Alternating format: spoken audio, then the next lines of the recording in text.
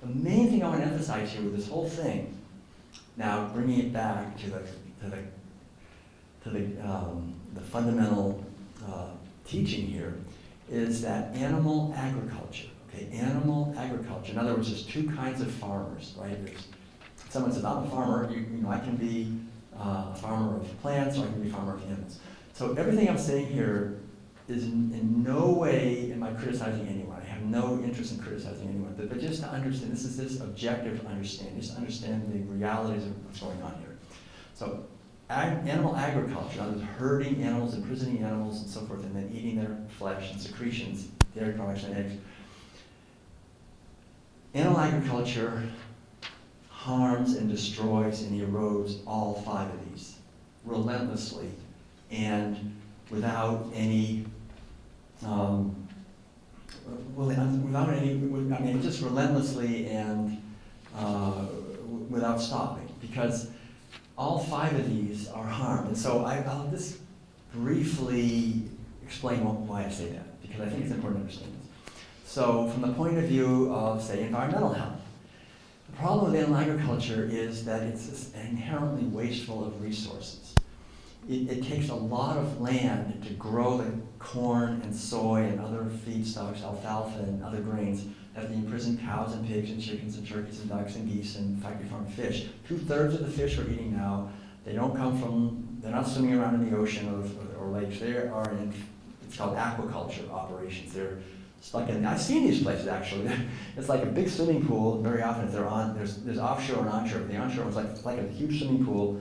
And I remember looking into there, and it was just black water, and I kept looking. I thought there was nothing in there, it's just black water. Then I realized it was just packed with fish. They're just crammed in there, and they're like, hardly can swim.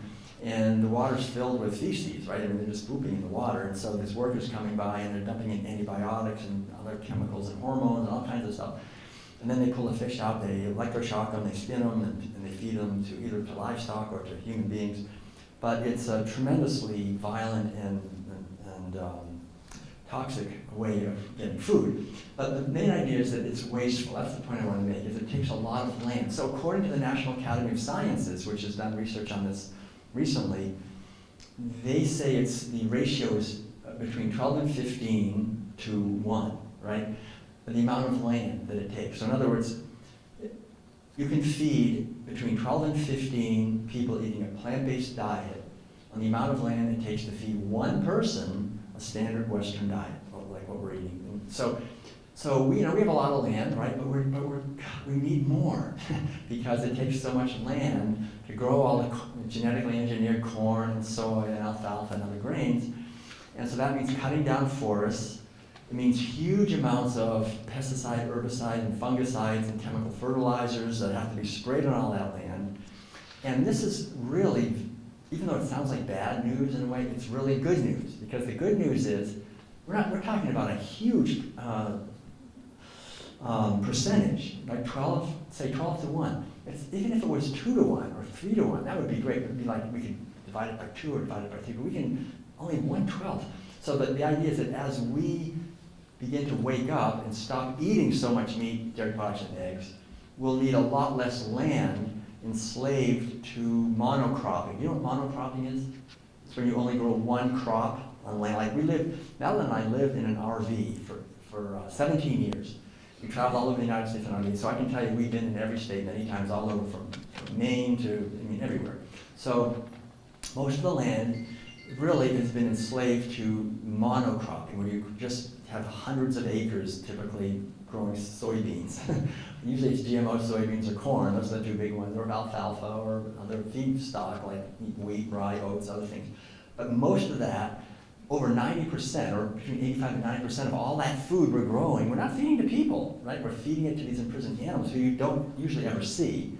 You see these sort of innocuous looking sheds, but inside there might be 1,000 or 10,000 chickens, or 1,000 pigs, or turkeys, or other animals. You see cows now and then, but for the most part, these animals are hidden away, but they're eating a huge amount of food and pooping a massive amount. So they convert essentially what could be healthy plant-based foods to saturated fat, cholesterol, acidifying and inflammatory animal protein, and huge amounts of sewage and methane and nitrous oxide, all these things are very toxic. They end up in the water, end up in the air. We have these gigantic algae blooms going into the Mississippi River and the other rivers, going out into the Gulf of Mexico, huge dead zones.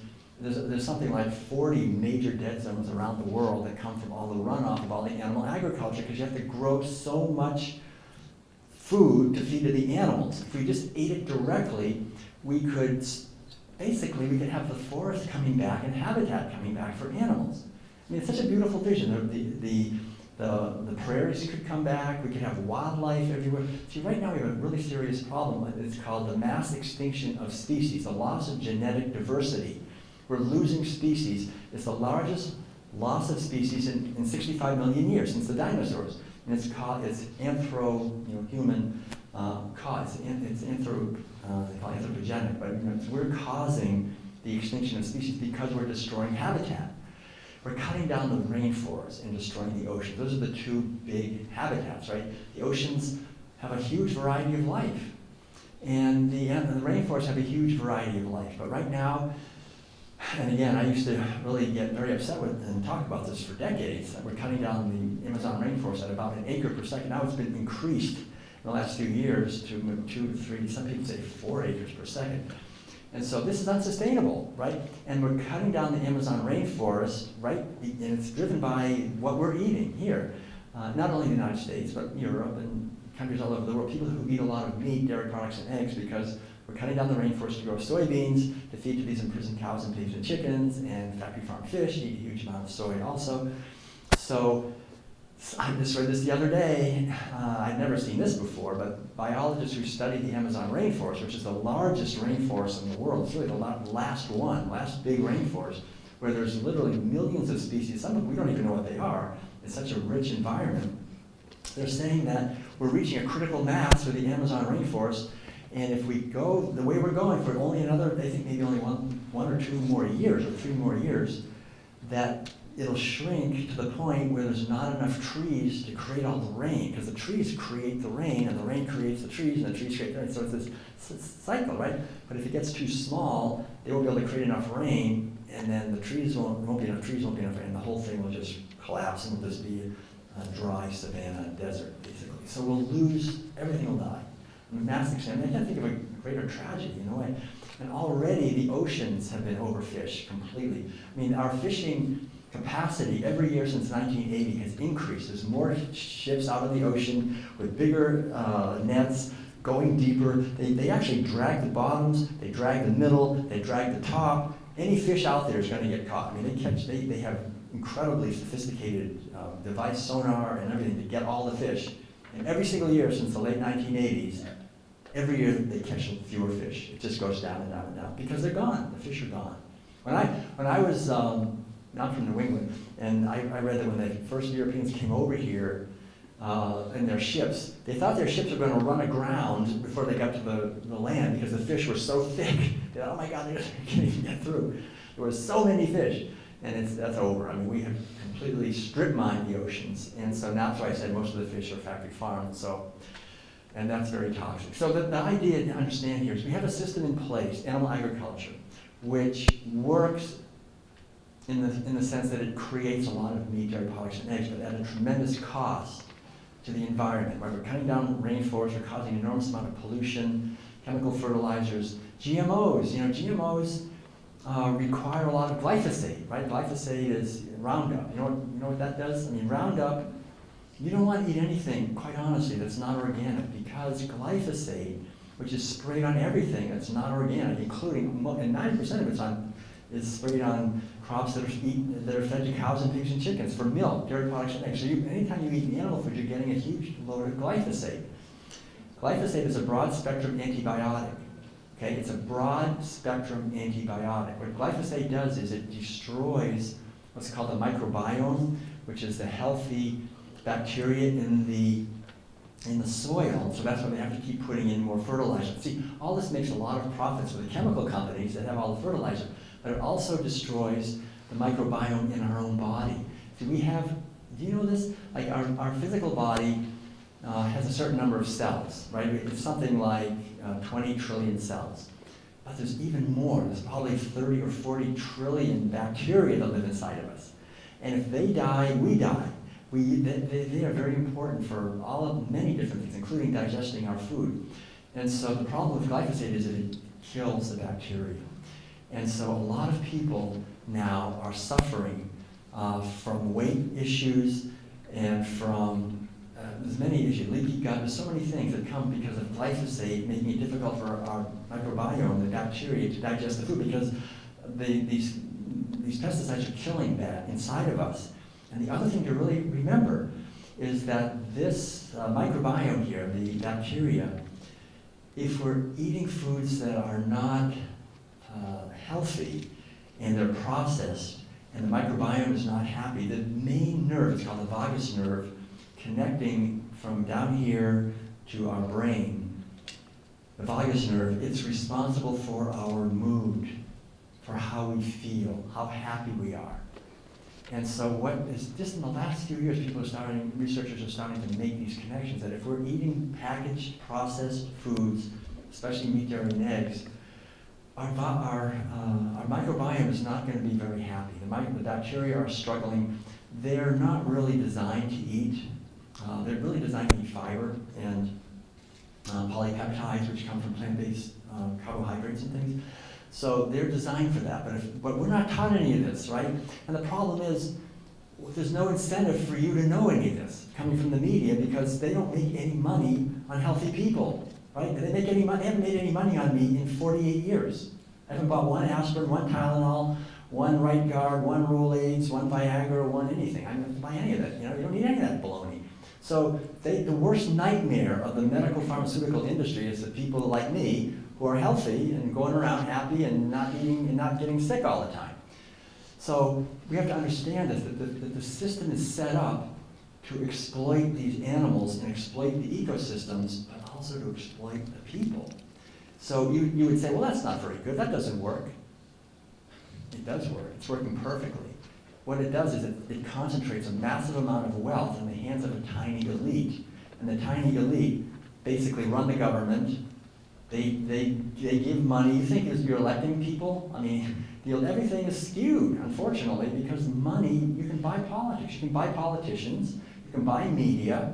You can buy the education of doctors, so they never learn anything. Doctors get no education in nutrition. And yet people say, well, I went to my doctor. He told me I should eat more protein or whatever. I mean, I always say, you'd be better off going to your car mechanic and asking for nutritional advice than you would to go to your doctor. Because they don't know anything. It's not their fault. They're not bad people. There's just no education about nutrition. So we need to learn on our own. We need to really get interested, because if we're eating foods that our bodies are not designed to digest, or we're eating a lot of glyphosate, Roundup, chemicals in our food, and we're not feeling well, and then we have our mood isn't very positive because the bacteria is not happy because they're struggling to even survive this onslaught of all these chemicals, we're not going to learn about this. Except for Dr. K, his compassion, he said, I'm going to bring this guy in and cause a lot of trouble here. But really, the whole idea is just try to find this stuff out. The information is available, but this is the key. So once we understand this, that environmental health, cultural health, all these are connected. I'll just say a couple of words about cultural health, more specifically. The main problem with animal agriculture, like I said earlier, is that it's wasteful. And so we have this problem on planet Earth, we've had it for a long time, that there's hungry people, right? There's not enough food to feed everybody. That's what we hear, right? Oh, we got hungry people. We have close to 1 billion, we have about 7.8 billion people, almost about 1 billion are chronically hungry and starving. They can't get enough food.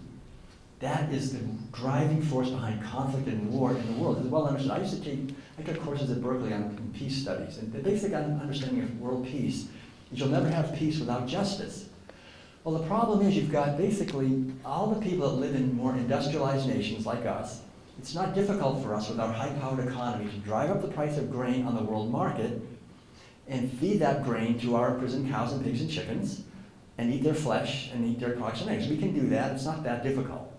But if we're living in less industrialized countries where they don't have high-powered economies, they don't make very much money, right? They work for $2 a day, $3 a day. They can't compete with us. So we bid up the price of grain on the world market, and so in these other countries, in Africa, in South America, Central America, Asia, many places, even here, people can't afford it, and so they're going hungry, they're starving. So the whole idea is if we eat lower on the food chain, there'll be enough food for everyone to eat. And hunger and starvation are devastating to peace, and the conflict that we're having in war, there's nothing worse, really, I mean, for people than wars. I mean, wars are where horrible things happen into the environment, into people. So these chronic wars are very often driven in conflict by the inefficiency here. And then the other thing to just remember is that we have whole armies of our brothers and sisters, other human beings, who have to do this work, right? And so, Mel and I, when we travel around the country, sometimes we used to do it anyway, we go to these stockyards and factory farms and slaughterhouses and places where people are working with these animals and have to actually kill them, stab them, or impregnate them on what they call the rape rack, and then steal their babies, kill their babies. I mean, these workers do really horrible things to animals all day. Can you imagine your job is just to stand there and stab an animal or kill an animal or rape an animal all day? But that's what they do. Very perverse sexual violence and other violence is committed on a massive scale behind the curtain by people in our society. So we have whole armies of people that have to do this violence, and these workers have the highest rates of injuries, really among all occupations, and among the highest rates of suicide and drug addiction, alcoholism, and spousal abuse and child abuse, because they're doing work that brings out the worst in them, right? There's no worse work than just have to kill a lot of animals over and over and over again every day. And so very often they go back and they drink alcohol, they do terrible things. So the idea here is just to see that it's not necessary. There are no nutrients we need to be healthy. We have to kill all these animals, and then people do all this horrible stuff, and then have people starving. If you study world hunger, no one argues this. If you ask, how much food are we growing? We're growing enough food every year to feed probably at least 10 billion. A lot of people say as much as 20 billion people. If we just fed the food to people, we only have less than 10 billion. We have all these people starving. So how many of you have noticed that the earth is beautiful? Anybody notice that yet? Raise your hand if you've noticed the earth is beautiful. Come on. Nobody, you didn't notice?